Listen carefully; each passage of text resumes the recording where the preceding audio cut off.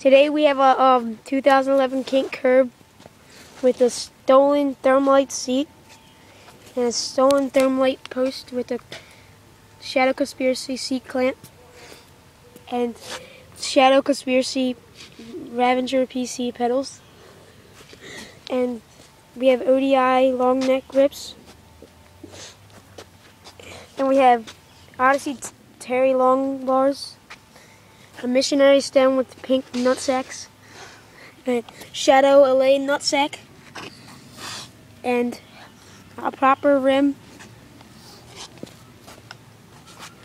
with kink volt forks and missionary crank arms. And my sprocket is a kink decimal 25.9, and I have a Shadow half-link chain. And here's my hub.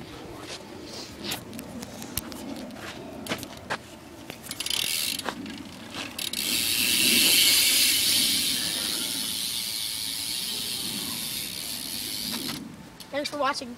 This is the Pussy Show.